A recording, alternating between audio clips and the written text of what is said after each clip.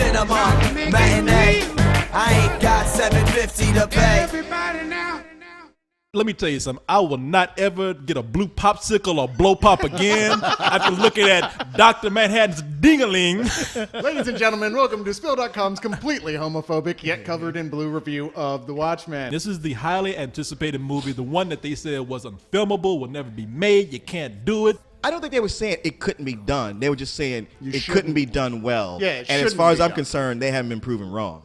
It's based on a classic graphic novel, classic 12-issue comic series from the 80s. Basic premise is superheroes have been outlawed. One of the old masked superheroes gets murdered at the very beginning, and one of the other characters sets out to try to solve that murder, and in doing so unravels a plot that slowly unravels through the film. And it's also important to note that they're in a time when every country in the world is mad at each other and on the brink of nuclear Armageddon. Yeah, this is the early 80s. Yes. I mean... 85. Yeah. This is also one of the first introductions to superheroes as darker characters. What if costume heroes became old, or if they grew fat, or what if they were forced into the lifestyle, or if they became psychopaths? So you have the aging, slightly out of shape Night Owl 2, played by Patrick Wilson. Then there's the Silk Spectre, played by Malin Ackerman, I think is her name is. There's a mother, Sally Jupiter, played by Carla Gugino. There's a smartest man in the world / corporate tycoon known as Adrian Veidt, also known as Ozymandias. And then we have Billy Crudup, who is mostly in the movie voice only as Dr. Manhattan, who is pretty much a big blue god. Yeah, he's the genie from Aladdin. Yeah. Well, he is God. He should have been voiced by Robin Williams. Yeah, he is.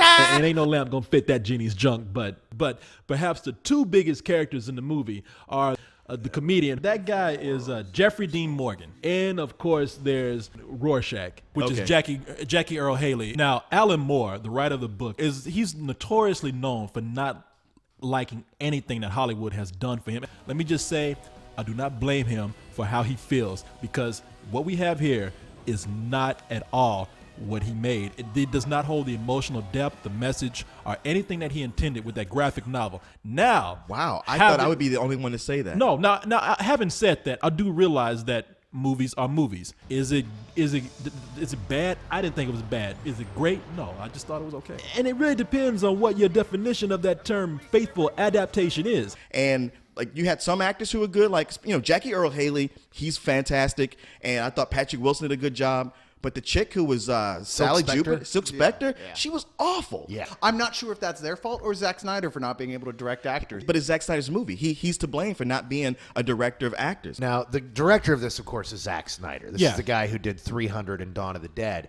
And the thing about him is that he feels he needs to put his stamp on a story. Oh, good Lord, And- does he ever. and- He's doing that speed-up slow-mo every chance he got. He would never resist doing that. Yeah, man, that slow-mo speed up was a little bit too much for me too. I mean, some of the bad guys in the movie pulled out a magazine and started reading. It took so long to land a punch in some of these scenes. Is this as good as the comic? No, it's not even in the same ballpark. No. But I give it to the director. He chose to reflect a lot of the beauty in it with a lot of his imagery, which is gorgeous and really does show a lot of the ideas that Alan Moore was trying to get across at points. I know it's a movie. It doesn't bother me that they had to make a movie.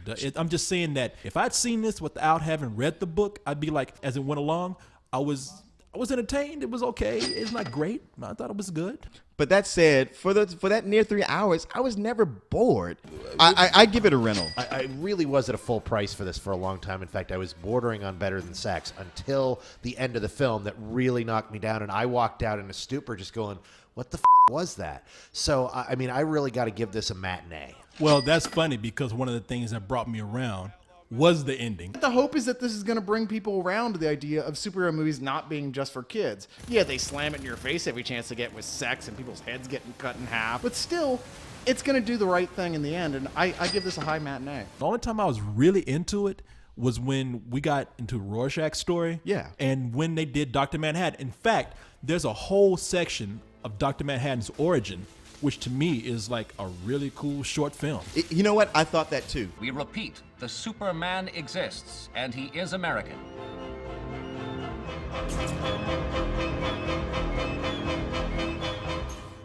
They call me Dr. Manhattan.